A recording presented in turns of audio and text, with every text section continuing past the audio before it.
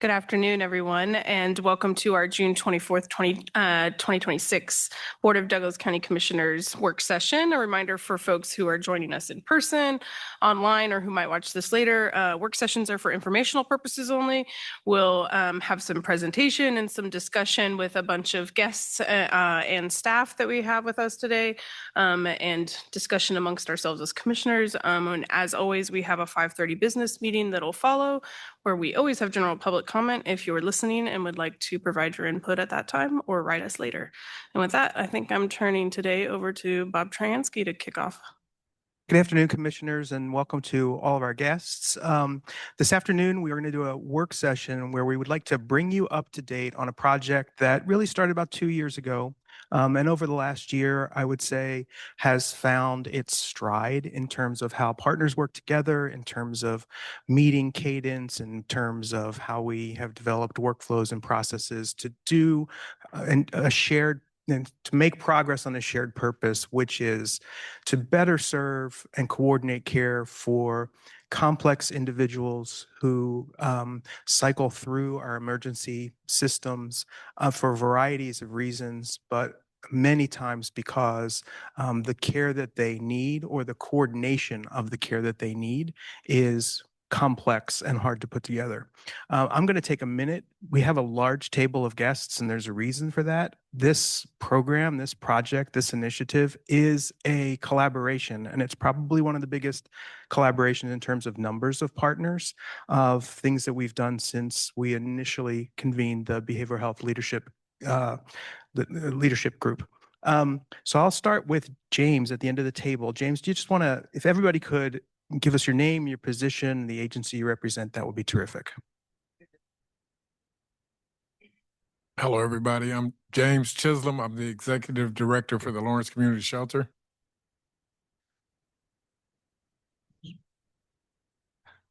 Hello, Ryan Storch, Crisis Services, Burton Ash. Good to see y'all. Hello, everyone. Jonathan Smith, Executive Director at Lawrence Douglas County Public Health. Misty Bosch Hastings, City of Lawrence, Homeless Solutions Division. John Darling, I'm the Division Chief of EMS for Lawrence Douglas County Fire Medical. Hi, Kirk Sloan, Chief Medical Officer at LMH Health. Sandra Dixon, Director of Behavioral Health, LMH Health. And Bob Tryansky, Director of Behavioral Health Projects for Douglas County. So about 2 years ago, we decided to implement something we had been talking about for several years, and that was to try to address the needs of complex care individuals, many of whom were cycling in and out of our jail and in and out of the emergency department, through collaboration with the National Association of Counties on something that started as a program that was called the Data-Driven Justice Initiative. That program and a trip down to Washington, D.C. with many of your predecessors resulted in Douglas County and Johnson County making a commitment to partner together on the use of My Resource Connection, MyRC. The idea was that if we could share data across systems and see where individuals who have complex care needs and are high utilizers of services, where those individuals are touching the system, we might have a better opportunity to collaborate and to communicate and to try to fill in gaps that these individuals may be encountering. Sandra was one of the original folks that was involved in that effort. Jill was one of the original people to bring MyRC online. We've talked a lot about MyRC. We've done a lot of work, and I want to give you an update on where we are and some of the progress that we've made from what I shared with you last year in April. One piece of news that we are all really excited about is that MyRC now has the full integration of all our behavioral health partners, including Burton Ash, which everyone knows has been kind of a long journey and a complicated project with the Burton Ash EMR. So Burton Ash went live with MyRC, I believe, at the end of, not last week, but the week before. In addition to that, Mirror Inc., as one of our SUD partners, is also on MyRC, and ECC and Dispatch have been working to get dispatch data up onto MyRC as well. So MyRC has grown tremendously. There's a separate partition at the top of MyRC where 42 CFR covered entities can share data with each other and still be in compliance with privacy requirements. Some of our partners are, each of our partners are at varying levels. So some of our partners can see up into MyRC. Others of us can see down, and you can look and share information about clients to the degree that you should have access to that. One of the goals we set with the Community Health Improvement Plan was to, in order to follow people, in order to help people, in order to know people, we need to know where they are, and we need to have their permission to try to collaborate with them. That was really difficult at the outset of this project because every agency has different procedures for getting releases of information signed. And so one of our last trips with Jason Hess from Heartland RADAC, Commissioner Reed came on that trip. We saw a shared release of information form that was working really well in Orange County, California. We brought that back here. We worked it through everybody's attorneys. And that tool has really just made a dramatic difference in the number of people who are referred to this process, who are contacted by whoever can make the best contact to get a yes on a release of information, and to do it, maybe sometimes it takes several times to get somebody to agree to release information to coordinate care. But we set a goal in the health plan to try to increase the number of these referrals that we get signed every year by 10%, and we've had a 20% increase. So we're right on schedule, and the difference in meetings and collaboration, because we are getting more successful. I think overall last year, 39% of the referrals we had resulted in we obtained a shared release of information. I want to give credit where credit is due, which is the frontline members of the teams that are serving. So I don't know if you've met Courtney Simonowitz or Kim Barr from the MIH team, but they are really wizards at talking to people, building trust, engaging and building rapport. The members of the MRT team, same thing. The community health workers at Heartland are masters at building trust and engagement and rapport to say, we would like to help you find the resources that you need. Would you be willing to share information for that? I feel like that has really been one of our biggest steps forward in the last year or two. Everybody can't sit at a table and talk about a client in need, every client in need, because there are different requirements agency to agency. So one of the challenges we've had with the HRT team is the city does not have the same business use agreements with the county and our healthcare partners, but the HRT team employs mirror employees, peers and case managers. So we now have a bridge where a mirror employee can come to Familiar Faces, talk about a shared client, and then peel off from the meeting. And we're learning that this is a way that we can try to problem solve or come up with ideas or brainstorm for how we might make progress with a person. We set a goal for the Familiar Faces referral process and workflow to be kind of operationalized and formalized by the end of 2026, and we are in that space. A year ago, this group was meeting like every third week, and we were calling huddles as necessary. And then something happened that I think really was a galvanizing force for this group. And it was that one of the people that we were working on passed away. And I feel like that was a moment where everybody around the table was asking themselves, is there something else we could have done in this case? In fact, some folks were saying, we're doing suicide, fatality, death reviews. Could we do an adverse incident death review? But what I would say is that was the moment where all of the agencies that participate in this said, we will meet weekly. We will always meet weekly. We will meet in person, and we will stay with these cases and individuals so that we can find solutions. We have a list that we work from. I'm not going to show you that list because I think there's some challenges with the list. But what I want you to know is that every week, MyRC produces a list that's based on an algorithm that elevates the most familiar of faces at that particular given time. That list is anywhere from 20 to 25 people. We have a commitment to sort of work at least 10 of those individuals' cases in the course of the hour that we spend together. Sometimes we get to 20 people, sometimes we struggle to get to 10. But what's been interesting as we've done this work over the last 6 to 8 months is when we first started using that list, if I were to show you that list, which is a spreadsheet, there's a column on that list that shows when a person moves up or down the list in terms of their level of acuity. When we first started doing this, that list was fixed. It was fixed week to week. Nobody moved. If they moved, they just switched place with the immediate person below them. If you look at that list today, we looked at it Monday morning, there's a lot of signs of fluidity in that list. People have moved down 5, 6, 7 spaces. A new number has shown up on the list because somebody has moved off of the list, and the number is 999. We've never seen that person before, but now there's space and they are in the mix of folks that we need to get to know, we need to talk about. Gene. How many, what's the total number of people on the list? 20. So the total number on of the list we work is 20 to 25 individuals at a time. What you need to know when we're talking about familiar faces is in any given year, about 120 to 140 individuals are responsible for, this is one little data element we know, responsible for about 700 plus emergency room visits. Some of the people on that list are responsible, and we'll show you a couple of these cases, are responsible for 150 visits to the emergency room and 85 ambulance runs in the course of the year. I think the thing that's really important to remember is it's a small number of people that are creating a lot of inertia and challenges. And if we can focus like a laser on that smaller group of people and make progress for them, all of this will be worth it. Patience, persistent engagement, collaboration, and compassionate intervention is showing significant impact on some of the most complex individuals. I want to start with a case.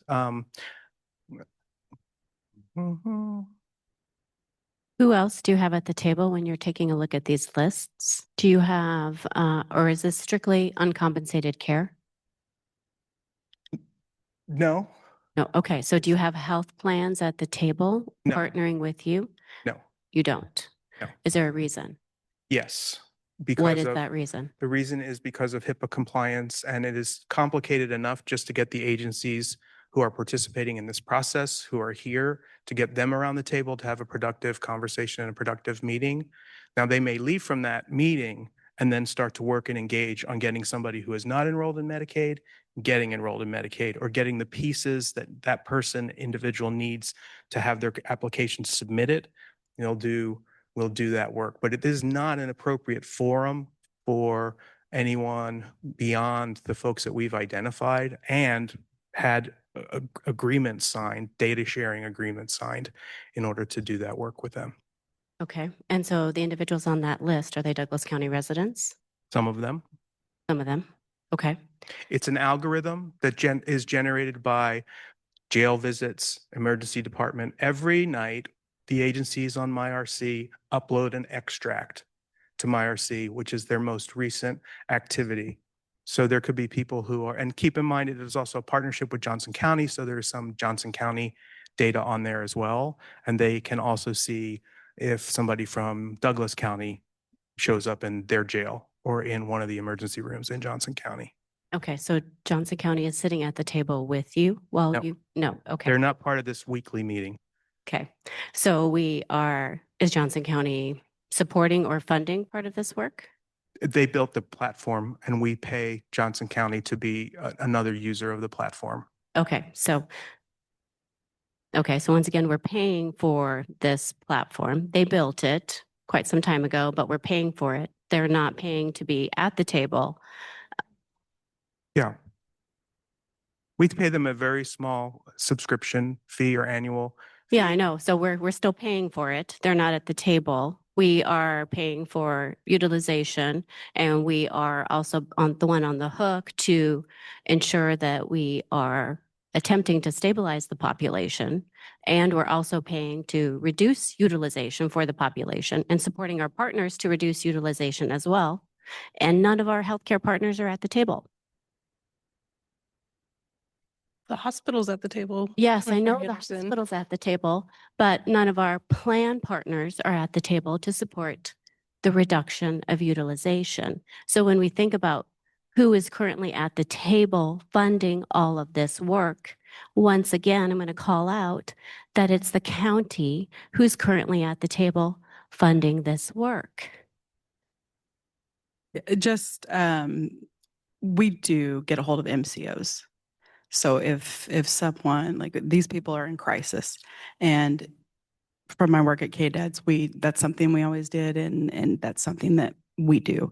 If someone has Medicaid, we are asking them to case conference with us outside of this, because they're not, like, I can't even go to these meetings because I don't have the appropriate level of user, but we can have meetings for our individuals, and bring the right people to the table, and MCO is one of those right people. Okay, so you're not at the table when they're having these conversations about the No, I populations cannot that be. are being served? Yeah. You're not? Okay. Okay, My access isn't the same because I'm the city, and it's not allowable. okay, all right, I appreciate you saying that. So then when you think about, when we think about data and reporting, what systems do you input data into? We use Charity Tracker. Charity Tracker? Yeah. Mhm. Okay, does Charity Tracker communicate with MyRC? No. But I contract with Mirror, and their data is uploaded into my RC. Okay, But as the city, that's what we use to keep track of our data. okay, and then you use HMIS. You're putting data into HMIS? Not right now. Not, okay, but you We used to, yes. used to? Yeah. Okay. Why, okay, why are you not putting data, why are you not using HMIS, I guess? Good question. We were using it, and the organization that oversees it felt like we were not using it like they wanted us to use it. So they took away our access to use it, to track our data. Okay, thank you. So we'll pull on that a little bit later because I think that might be some data integrity issues. Okay.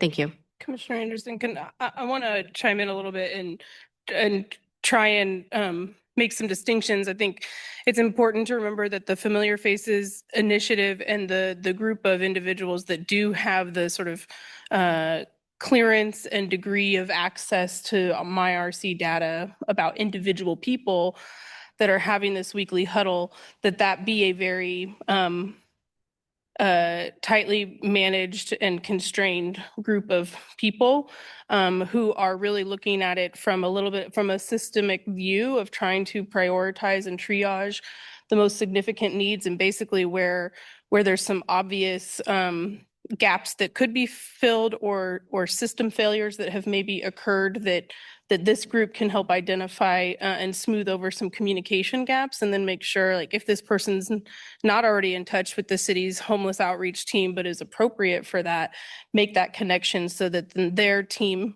which includes somebody from Mirror, who is a separate provider on MyRC and does have a significant level of access and ability to input information and see the hierarchy of all ER visits, jail bookings, et cetera, that, this group is meant to be a place of, I guess, focused triaging, and then making sure that the partners at the table definitively, as well as any other community partners that might not be users of MyRC, that might not have the same sort of healthcare clearance, basically, to be able to review or see some of this information independently, can be given a warm and direct and intentional referral and connection to those services. So I think it's a starting place and a place to keep refocusing the conversation and making sure that the most vulnerable and highest utilizers of services are getting some attention, so we understand where the gaps are and can help fill them in. And sometimes, to your point, the gap might be coverage, either lack of coverage or lack of understanding how their coverage that might be in place could be serving them better, and need a case manager or a care coordinator to be put in place. And then those individual case, that person's case planning and conversations can happen with just the organizations that are involved with that person and that can best serve them, not necessarily the group of the familiar faces, providers who are meeting weekly to talk about it from a more systemic level. So I think there's just some layers to it that are not always implicated by or indicative of how dollars are flowing to or not. It's very, it's complex because sometimes, if we're talking about LDCFM rides, those are city and county dollars. We're talking about the hospital with no ambulance rides, then that's a cost for the hospital only and not necessarily something that the county or city is feeling. So I just think it's different for each person. So it's hard to really implicate what the funding of it is. And our funding investment in this really is the small subscription fee for software that is very mission critical and has served us well and been a tool for facilitating this kind of collaboration and data gathering. And then Bob's staff time, primarily, the staff resources and being a convener of these partners and helping between, Bob and Jill, ensuring that partners are coming to the table regularly and talking about things in as open a format as possible, given the constraints they have. And then if funding is ever identified as we're lacking in funding from one direction or another to be able to meet this need for a number of community members, then in my opinion, that can be identified in this group and recommendations can be brought forward. But the investment of dollars is relatively indirect, I guess I would say, especially when you contrast it next to all of the dollars that we could add up spent on the emergency services, TRC, et cetera, et cetera. So the goal And- of this is really a process to coordinate care for 10 individuals at a time. That's the purpose of the process. That's the purpose of the meeting, the huddle, the whole thing. What I want And I to- guess really what I was pointing out is Yeah. I'm really more used to health advisory boards and CACs, community advisory councils, where health plans are truly at the table and everyone is partnering together. So my perspective from working at a national level and partnering with communities at the local level is HABs and CACs truly do have the health plans at the table. And so I was really truly trying to seek and understand if those entities are at the table and partnering with you all because they are benefiting from you all reducing their utilization. And so that's really what I would like to see you all get to if that is an opportunity moving forward, because they are benefiting. If we could go back to the list for a minute. Yes. You said there were about 120 or 30 over the year that come and go from this list.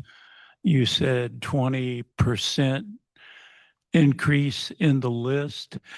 20% increased in the people on that list who have signed a release Okay. to say, yes, I'd like to, Gotcha. Okay. I'd like to benefit from this process. So what I'm understanding is there may be 120 people on this list. The algorithm brings up the top 20 or 25. Yes. And that's who you focus on. Yes. We also focus on outside referrals. So for example, LPD once or twice a month will send us referrals of an individual who's been served by the dispatch 10 times in the course of a month. Each of these partners has a criteria by which they say, this is a familiar face to us. So in the case of MRT, I think it's 3 runs in the course of a month. In the case of the hospital, I think it's 3 to 4 in the course of a 6-month ED visits in the course of a time period. We use that criteria to say, is this a person that we're going to huddle around because they're making impact? I had a couple of things I was going to show you. I'm going to show you one because I think this is our biggest example of how this process can impact the whole system. So this is an individual, I call him Justin. He's a person who has been known to us for years. When we started this process, he was number 1, 2, or 3 on the list every week until we started making progress. Between 21 and 2026, 306 emergency department visits, 163 jail days, 249 ambulance runs. In 2025, After this individual had been in jail for 3 months, there was a referral into this process, and we started doing some things that were not being done previously. One of those was to go into the jail and meet with this person. Another was to talk about this person, their demeanor, what they're looking for, who's successful in engaging with them at the treatment and recovery center. We talked about housing options, a whole bunch of things starting in 2025. And I just want you to see what starts to happen because of this collaboration and this intensity and this sort of persistence of let's stay with the person, let's stay with the problem. So far in 2026, this person has 1 ED visit, they have 1 ambulance run. They've been to the TRC 5 times. The last time was January 25th, so I have not been to the TRC for quite a while, and they are now permanently housed and sober. My point being, we didn't make that happen. We created the circumstances whereby the person could find what they need and get to the point where the whole community benefits from them being in that space. Bob, is this guy in recovery now? Yes. What I wanted to highlight is, I think I've heard from commissioners time and again, 2 types of questions. Number one, what are you learning or what are you hoping to learn by doing this project or by working in this way? And then the second question is, what are the barriers? Where are the gaps? And what we've discovered as we've been working really complex people is that there's some persistent barriers that are not local problems or challenges or lacks of resources. And we want you to sort of have the opportunity to hear from this group how those play themselves out. So I just want to go through several of them because I think they do have implications as we look at where we're going in 2027 and even in 2028 and some of the budget supplementals or pieces that might be in the budget requests. The first is MyRC is limited. There are limitations to MyRC, and the big limitation is that it's a retrospective system. It can show you what happened, but it doesn't show you what's next. It doesn't allow you to close referral loops. It doesn't allow somebody who is at a meeting on Monday to open up their laptop and look into it and see, did they make their appointment at Heartland? Did they follow up with their medication appointment? Did the ACT team do the med drop? There are some tools that are available, and we've been looking at one. There are others that provide a platform for that type of care coordination. And our partners have said that they think that it's worth exploring this tool. A lot of the work in terms of getting to know the platform has been done by Chief Darling and EMS. We've had a couple of demonstrations of that product, and we have been talking about, would this platform make sense to help enhance the process? We don't have any of those answers. There are a lot of complicated factors. Could this system plug into Bert Nash's EHR?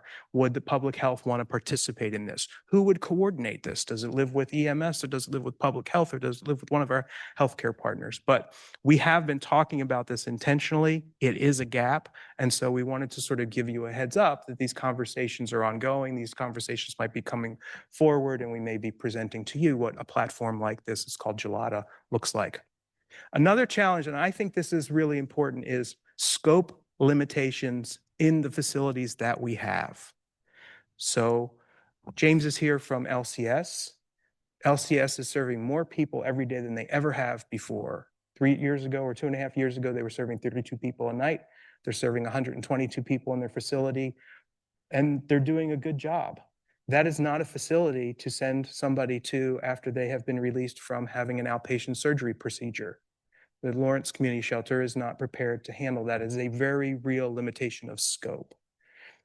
I'll let the hospital speak for themselves, and I'll let TRC speak for themselves, but there are things that those facilities are designed to do, and if you start to add people who challenge and task and stretch that scope, you lose your ability to be effective, and sometimes you actually lose your ability to serve a person who does fit because you're filled with some folks who do not fit that criteria. I'll leave that at there. We have a lack of long-term crisis respite. Respite is a challenge here. Person goes to TRC, they are there for 3 days, maybe 5 days. Some people need longer than 5 days to stabilize. Some people are released from the state hospital and they're not stabilized. And there is not a dedicated crisis respite or crisis home or crisis living room model that can provide respite care for an individual who needs it. There's a lack of medical respite. And this is a huge challenge for us because many of the clients, in fact, probably most of the clients, have co-occurring, very complicated co-modalities. I don't know if that's the right word to use. I'm not a doctor and I don't play one on TV, so I'm glad Dr. Sloan is here.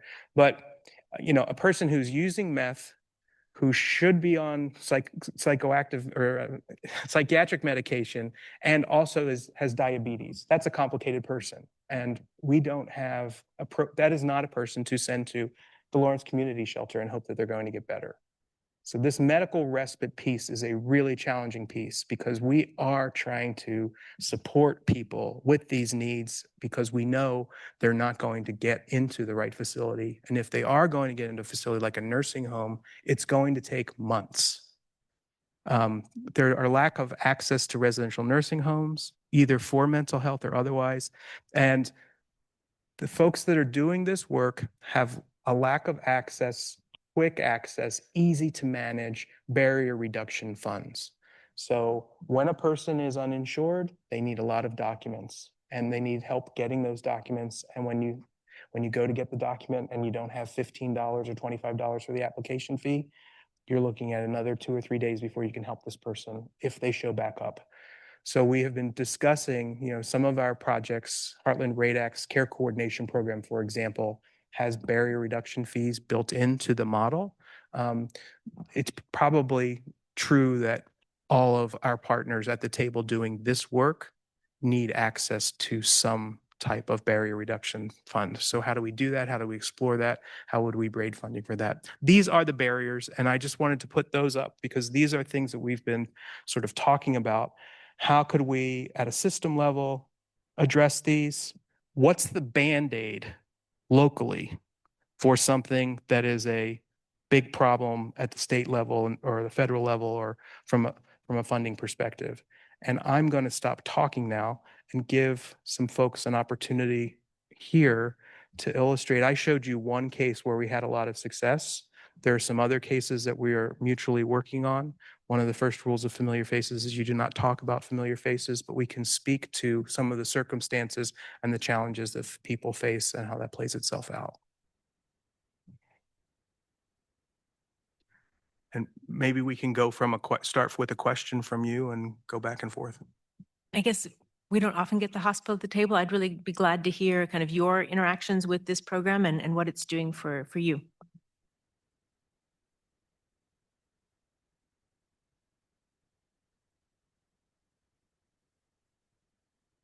I was the original LMH person to attend Familiar Faces. As Bob said, I'm one of the old people who started with MyRC. Our social work manager, who is in Dr. Sloan's area, is now attending because it's more appropriate for someone who's coordinating care, working with the actual social work team versus me to attend that. But a few things that I think we have found helpful every Monday morning. We know all of these patients very intimately because the emergency department is the ultimate safety net, right? So when Bob talks about people exiting the state hospital, sometimes abruptly, and they continue to have needs, they are in the emergency department. What we have found helpful is knowing who are the people, not organizations, who are the people working with this patient? Who is the Burton Ash case manager? Who's the community health worker at Heartland Clinic? If they have a payer, who's going to call their Medicaid case manager to engage them in this loop? And what we do is create a plan that the next time I show up to the emergency department, I know who I'm going to call. I know what the barriers are. I know that someone who has unmedicated and untreated diabetes and is using meth probably can't go to LCS because of their medical condition. So knowing that up front helps Dr. Sloan's case management team really understand where to start. So that's what's really helpful to us. We communicate every Monday after the meetings. I get the email, our ED medical director gets the email so that she can then share it with the rest of the providers. So again, to have the plan up front who am I going to call when this patient shows up again, so that we are not going down a path that maybe somebody else is already engaged with.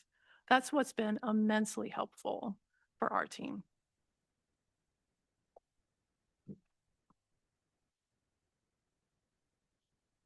Thank you for allowing me to come here and kind of share some thoughts and some ideas. Being in the hospital, any hospital, is a balance between the benefit of being there and the potential harms of being there. In many ways, hospitals are such complicated technical monstrosities that there is significant risk.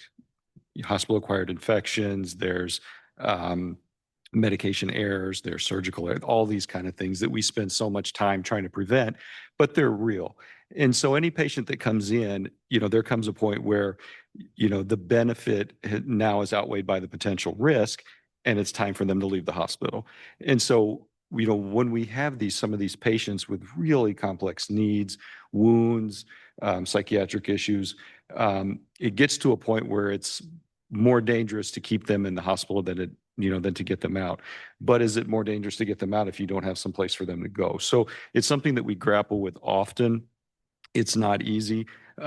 We have seen success with this program. I think this is very valuable. And it's really trying to set up, a plan beforehand of what can we try? What are next steps? Where can we go? Because ultimately, if all of these things fall through, they're back on the street, or they're back in jail, or they're going down that process. So, I'm appreciative of this. I do think even with this program, there's some significant needs. Bob mentioned, having some type of medical care when you leave the hospital, when you don't have a payer source. I think you bring up a really good point is, have we brought the payers themselves in to this equation? And I would say, I don't think we have as well as we could. That's really good, because we do save them money, but this is also a burden on them. If they have a payer source, maybe that's Sunflower Medicaid. If they've 300 times been in the emergency room, we're billing for those 300 times. It's kind of would make sense for them to step up to say, maybe we have some other resources, so you're not billing us for 300 visits. So I like that idea. Bob mentioned nursing homes. So a lot of times we as a collective say, this person is unhoused, this person really needs day-to-day care for medication compliance or wound care. And we say, well, nursing home might be an answer, whether short-term or long-term. And there are a couple challenges with that. There are not enough places to do that. And in the absence of a person being legally a danger to self or others, or lacking capacity to make a decision, they can say no. Or in the case of some of our familiar faces, they go to the nursing home and their behavior becomes such that they come back. And the social work team at the hospital does an amazing job of trying to get people connected to these long-term care facilities, but it is a journey to get there.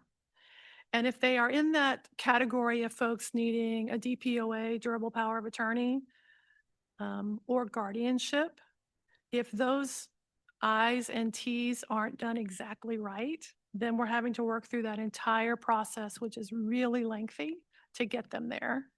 And the one thing Bob hasn't mentioned yet is the adult protective services piece of this work, when we really need their help and we have to jump through all of those hoops to try to get those resources for guardianship. It takes a really, really long time. And in the absence of medical respite, someplace where a person can be safe and is willing to stay, can be safe, have their medications daily. John's MIH team is amazing at doing the day-to-day care when they're on their client list. In the absence of that, while they're waiting for the adult protective services piece and the guardianship piece and all of that to come through, they may be back out on the streets and their health is declining more and more and more. So it's a very complex a difficult situation.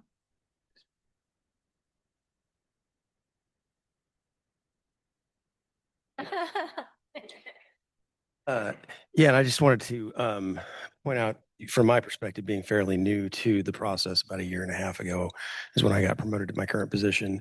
Having all of the partners and groups coming together through the Familiar Faces and some of the other groups we do, like the Douglas County Crisis Coalition, Crisis Service Operations Team, has really been helpful in like understanding the barriers and the restrictions that our different partners face. And that's what we see some of the benefit from these huddles, is realizing, what does this term mean to you versus in your organization? Because we have a whole lot of silos that we're really trying to break down. And that's also when we were talking a little bit about the interest in having some sort of data platform that does more than MyRC is capable. You know, talking about like with dotting the I's, crossing the T's, knowing what has to come next, making sure everyone's on the same page. MyRC is fundamentally an extract where each partner puts their data into it, but we can't necessarily like add notes on that account as easily. And one of the things I found out through this was that, you know, when a patient is not currently in LMH, they don't have like an encounter to chart that to, which shouldn't have been a surprise, because we also can't do that with our ambulance records. If we're not currently transporting a patient, we encounter somebody, we don't really have a good place to put that information. And so when we have these complex cases that we really need to make sure everybody's on the same game plan. Yes, it's great that we do have these Familiar Faces meetings weekly, but it's also really good to have some sort of real-time platform where if somebody hears information, they can put it in a secure, protected place that everybody from all of the different organizations and all of their different silos has access. And so I think that's what we've identified as being helpful for helping people get to all of these other next right solutions. You know, I would just add another thought.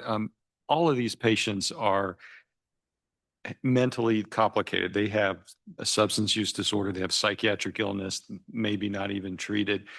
There's a reason why they come over and over and over again, you know, to our facilities or ambulance or, you know, in jail. And it sometimes takes many, many tries to get through to them. Many times of offering services over and over again, consistency, until finally they're in the place where they can say, yes, I want to go do that. And then we jump on it and we move them. If you lack that, if you're not consistent in bringing that up, I think they just fall through the cracks. Did I just hear that MyRC may not be the platform that is the best choice moving forward? Okay, so what is the next step then for the platform moving forward? Do we have an option, a choice, a direction that maybe is being suggested and that all partners would agree? And then would that be the platform that would be suggested? We've been looking at a platform called Gelada. We've had several subsets of this group go through a demonstration, have give and take with the Gelada team. There's more work to be done there. So we think that seeing if there's a commitment to move forward, to everybody move forward together in that process, is where we need to go, want to go, or is possible.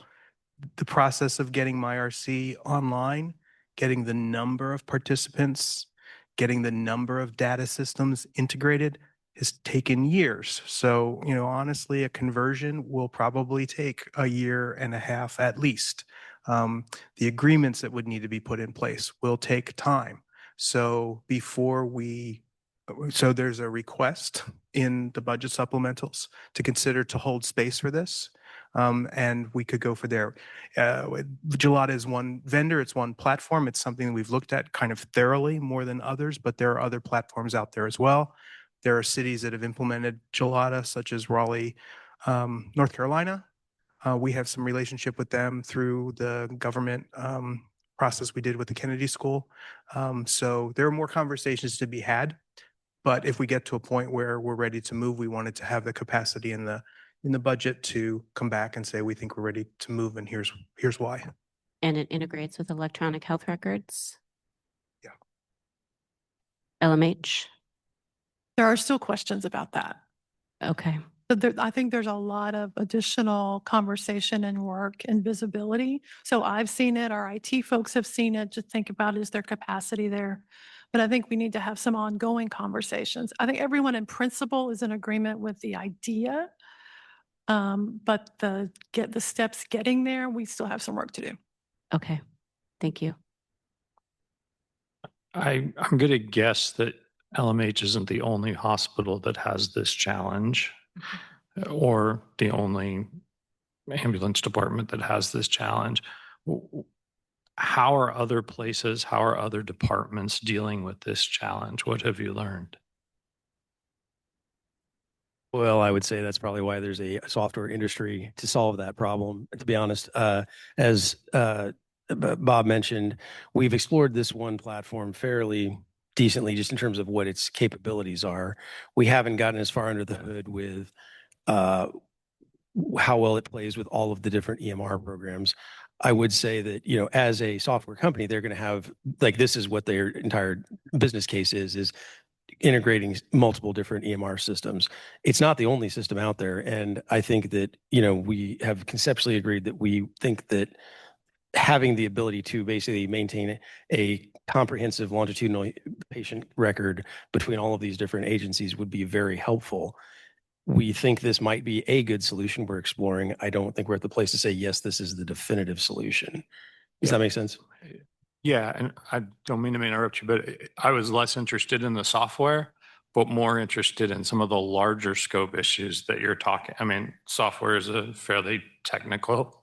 Somebody's going to come up with that solution, and it's going to have pluses and minuses to it. But what are some of the other things that you're hearing that other communities might be doing that you're excited to maybe try?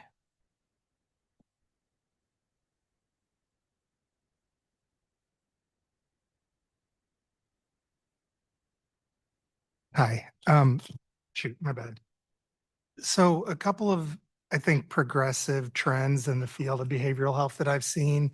And I think it also speaks to what Bob set up well about just the MyRC, how there's a bunch of different pieces of information that funnel into the system. One of the things that I've seen the University of Chicago do, and they've sort of trademarked this, but for outreach, like my mobile team, for example, they've built an algorithm that looks at how many times someone has went to jail, the ED, any law enforcement contact, the TRC, perhaps other players at the table, EMS, like all of them. And then it cranks out a number of a risk quotient that says this person is high risk, moderate risk, low risk. And then it's allowed teams in real time to inform who they go and knock on the door. So in some communities, not ours today, but I'd be open to this, they're actually going and knocking on doors and saying, hey, Jonathan, you may not know this, but you're at high risk today. Would you be interested in talking to us and getting connected with services and actually intervening in some cases before the crisis occurs? So some of that sort of, I think that's the progressiveness of our field and some of the direction that it's moving with software such as this. And as luck would have it, Johnson County was another collaborator in the NACO process. They did this several years ago, used their MyRC data to do assertive outreach. They expected to get kicked off porches, and they were very surprised at how receptive people were to talking to them and what have you. So, I mean, just down the road, I think we have someone who has tried this. Would that fall under like a community paramedicine model, kind of similar to our MIH, but more proactive or forward facing? Yes, there's a couple of different answers to that, I guess. We would probably want to steer the correct resources of what we think it is. If we think it's primarily a behavioral health piece, that might be the MRT. If we think that there's something that is primarily more of like a physical medical condition, that might be MIH. And we've also been working on talking about like co-responders with, intensive care coordination if the patient's also got social needs. So the idea, I think, really is not that there's a single golden ticket to making everything right. It's that we get all, as you see with all the players we have at the table, figure out the right resource. And so, yeah, you're right. Software is the technical solution. The idea is that we then use that to have face the adaptive challenge of directing the right resource to the right patient, which is going to be very case specific. But the more awareness that we have and the more real-time coordination we're able to do, the more we're able to be more efficient with the same level of resources or any additional resources we have. That Yeah, and I mean, I'm really interested in this challenge of respite care, and you know, when someone's discharged and I mean, that sounds like a huge challenge for our community that doesn't have. I mean, you're talking about places to provide care for the uninsured in a very expensive way. Am I understanding that correctly? Okay, so have we seen communities that are, I mean, that's bigger than software. Have we seen communities that are trying things like that? What does that look like? So Johnson County had the Crisis Recovery Center program that's been in place. It started in a duplex. It's been in place for about 50 years. It's a step down. It is. So for Osawatomie, the ER, the TRC, like Bob said and acknowledged, like sometimes people just need more time. And I really think time in stringing together bed days is often where the positive outcomes occur. It's very rarely that any one of our entities or organizations creates the success story. And more oftentimes than not, that it's the collaboration of starting here, going here, from there they go to here, especially when you look at sustained recovery and outcomes. We have a system currently where the high end acuity, where you have danger to self or others based on a mental health diagnosis, no capacity. Those folks, we have the path. We have that, and that works pretty well. It's really those sub-threshold category of folks where I think I see our system struggle. And it's, you know, there's sort of those repeated themes of highly vulnerable medical comorbidities. My teammates have highlighted it well today. There's often TBI, traumatic brain injury. There's often substance use co-occurring. There's often IDD, in some cases, all of the above. And so having, you know, the CIC, the TRC is set up to divert on the front end. We want to divert from jails, from the EDs, from law enforcement. But then when we also get inundated when they get out of the hospital, or even better, I'd love to have somewhere for the TRC to refer to for this specific need of folks that are no longer, they're no longer an overt danger to self or others today or tomorrow, but we're worried about this person. And I think that's the commonality that I've heard from others, and where the Familiar Faces group has been life-saving, and at the end of the day, we still need people to be willing to go to the nursing home, or we need that guardianship in place. And so it's gotten better, and we still have barriers nonetheless.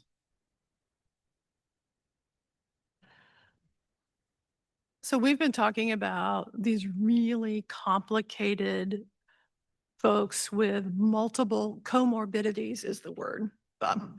I knew that after I said it out. Okay. Which that's where we spend a lot of our time.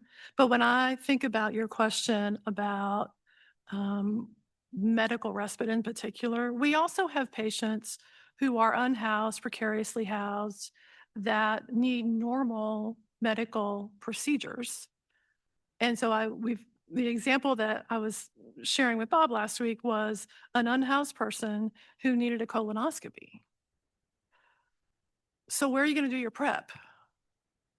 And then what are you going to do when you need to recover after the fact? And so we piecemealed that. We got the stuff. We piecemealed that together and made several different phone calls to figure out where this person could be for that 3 or 4 day period. But then what happens after those labs are read and, oh, they need ongoing care. And so it's not just the really difficult, complex folks we spend a lot of time on, but there's a continuum of people that it's a really big elephant we're trying to solve, but little bitty bites of that. I think we have opportunities because there are other communities doing medical respite type things. We just haven't spent a lot of time digging yet. then maybe we can start in specific areas. And what does that look like? That's how we started with MyRC, honestly, is it was a little bit, and then it's been growing over time.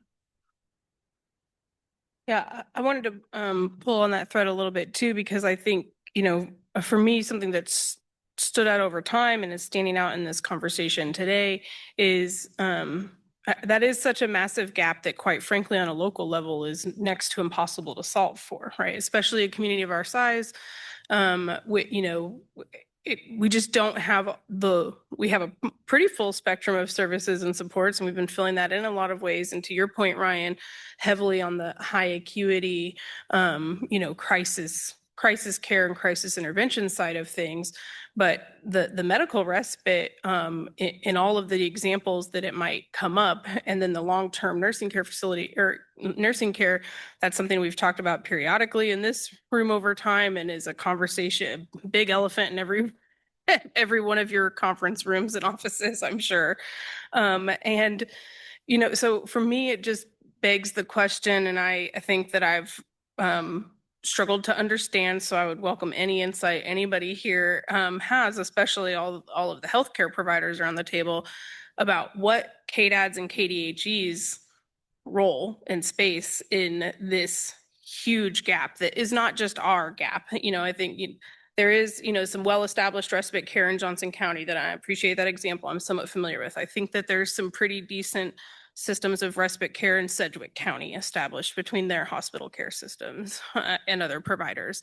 But I'm not sure that there's anything much else to look through, at least in the state of Kansas, in terms of that gap being pretty well filled and having those clear referral paths and opportunities that don't require somebody to be transported several hours away to a different part of the state, in a place that's already probably tapped out with their own population, right? So it just brings me back to what are our big state agencies and partners doing, and what opportunities maybe do any of you see there for additional advocacy or some applied pressure in that space to better understand, part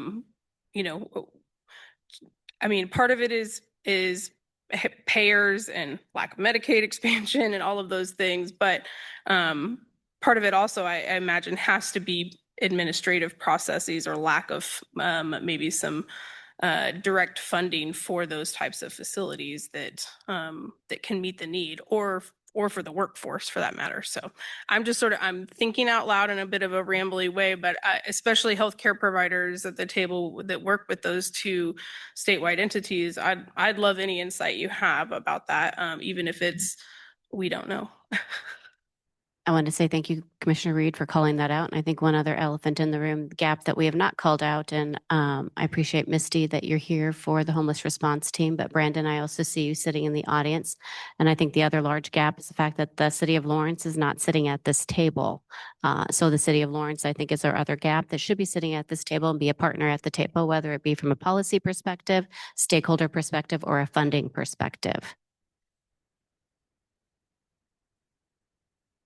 I would disagree, because Misty very clearly called out that she is not in the room, she's not at the table, and she's not entering data. So thank you. I think Brandon should be at the table. Jonathan, did you have something you wanted to say? Yeah, I was going to talk a little bit about what you mentioned, Commissioner Reed.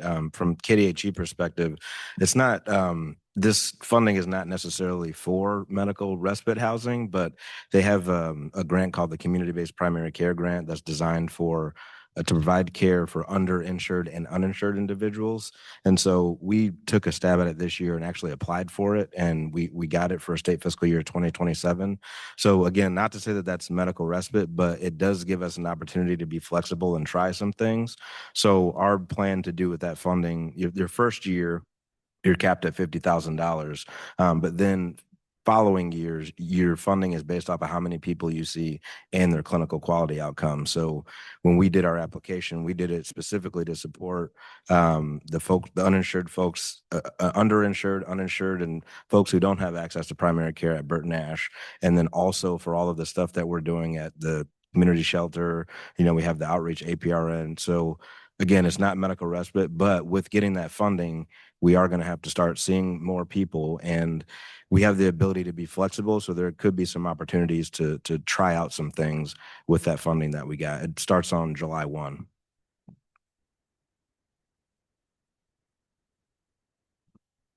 I want to get a chance to hear from James if you want to talk about what impact the Familiar Faces has had on folks that either are coming into the shelter or folks that are finding another place to be diverted from the shelter that's a better fit.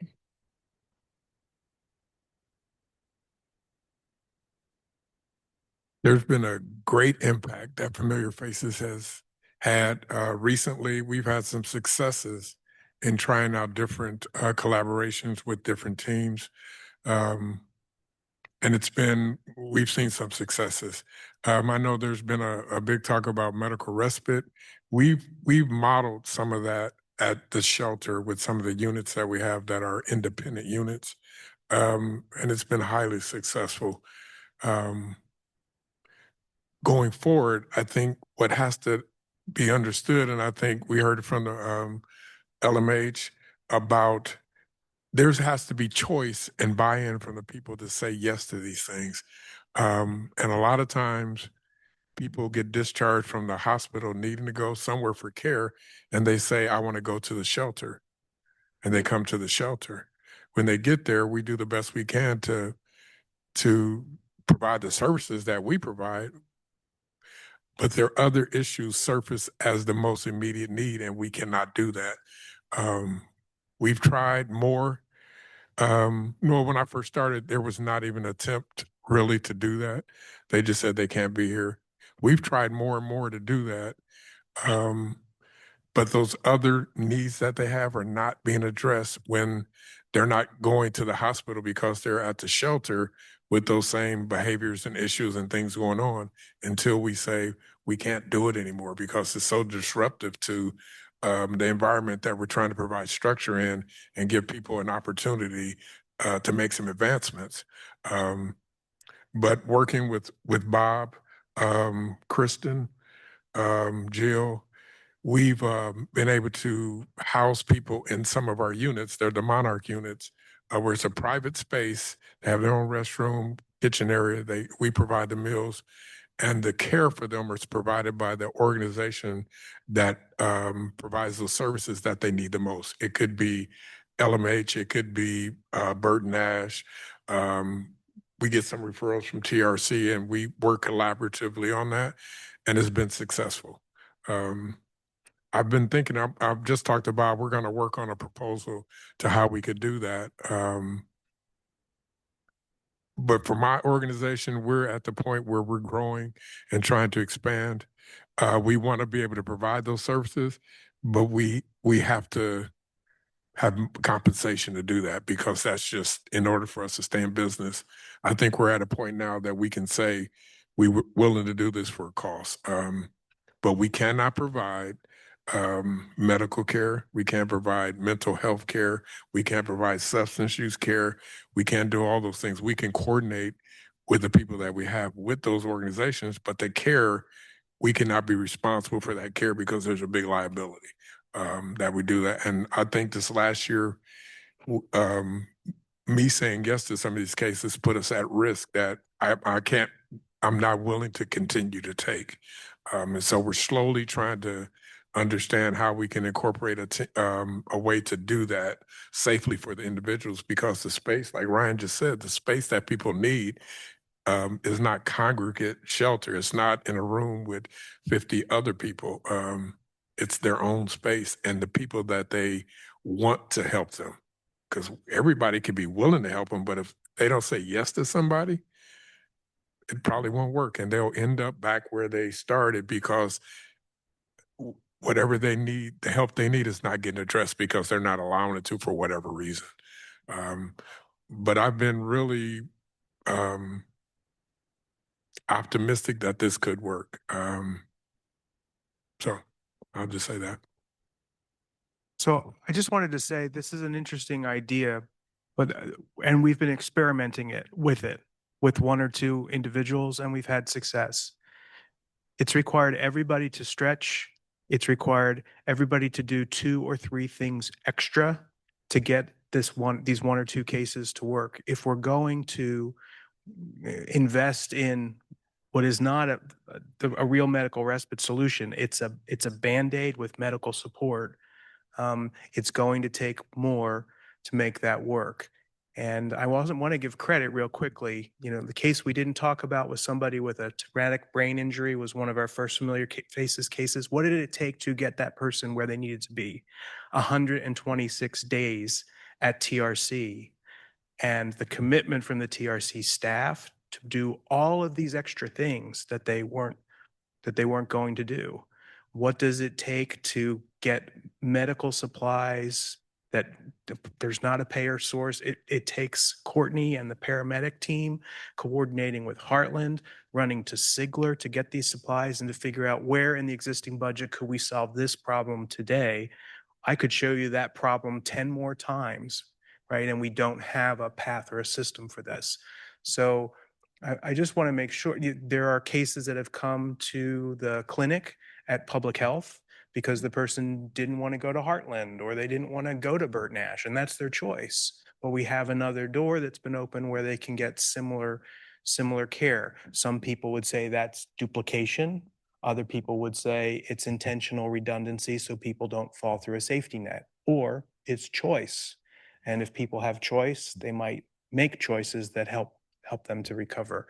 The homeless response team has done remarkable. Everybody around this table, the question of what do you do when you bump into I've heard this question in sessions before, and we stretch, we pivot, we re-strategize. Oh, we stay with the patient, stay with the client, stay with the problem. What else? We swear, we sweat. I mean, there are people in that meeting on Mondays, they go home on Friday afternoon and they're in tears. They're either in tears because they're so overjoyed that TRC said, we will hold this person through the weekend, and everybody knows she's not going to freeze to death. But that is the type of work that is being done.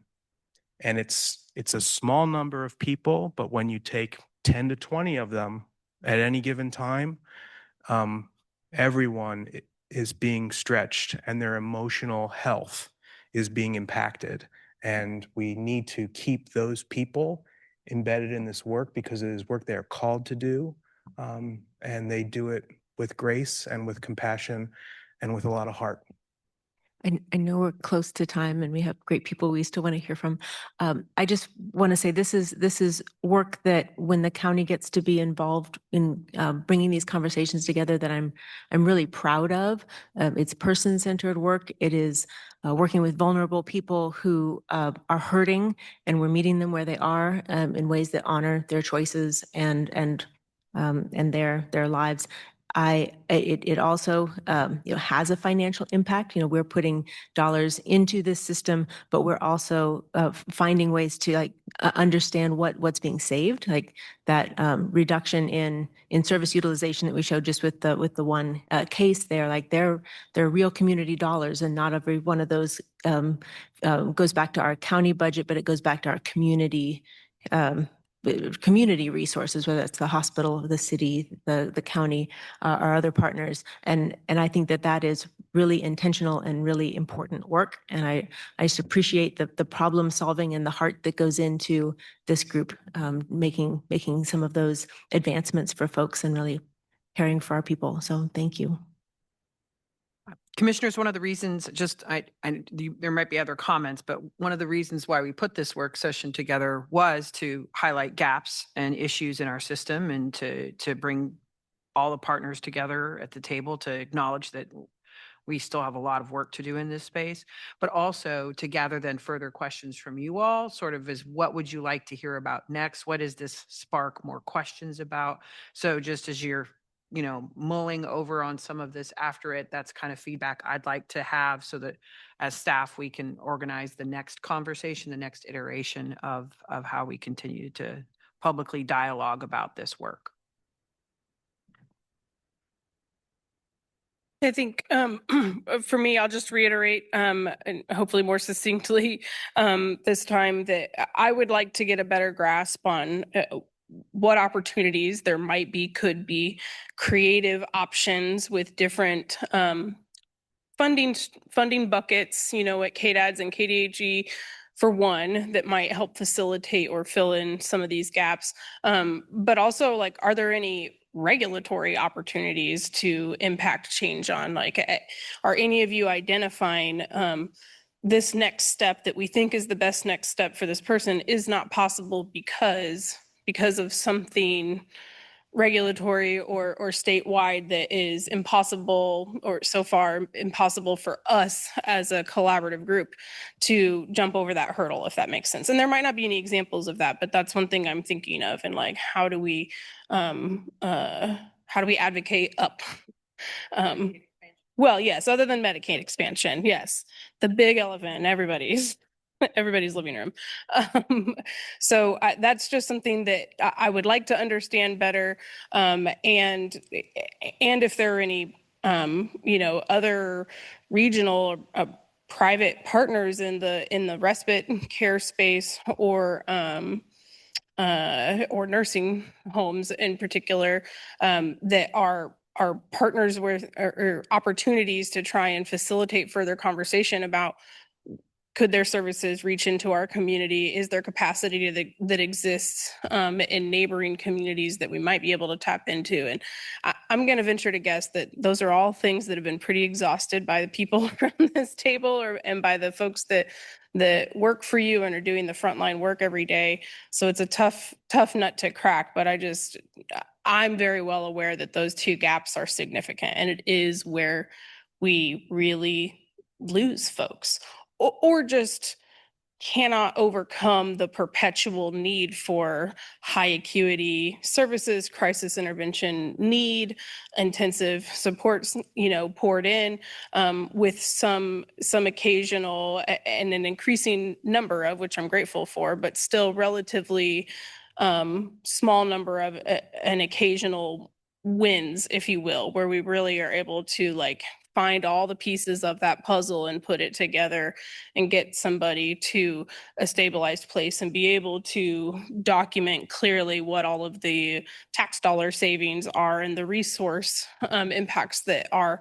And those are important to continue tracking. And so to me, it is very people-centered work, and I'm so grateful for that. And it's very important systemic work, because this group of providers and the weekly cadence of looking at and problem solving and being persistent in staying with the patient, knowing that they deserve to be given, as many opportunities to accept help and support and care where they can, and as many opportunities to have those gaps filled as possible, like that's worthwhile. And it's systemic work, because if we can figure out how to fill these big, gnarly, like massive gaps that people are falling into, then we're solving for much bigger community problems. Then that's duplicative on a much bigger scale for people who don't have such a high acuity, for people whose insurance is not lapsing or non-existent, for people who are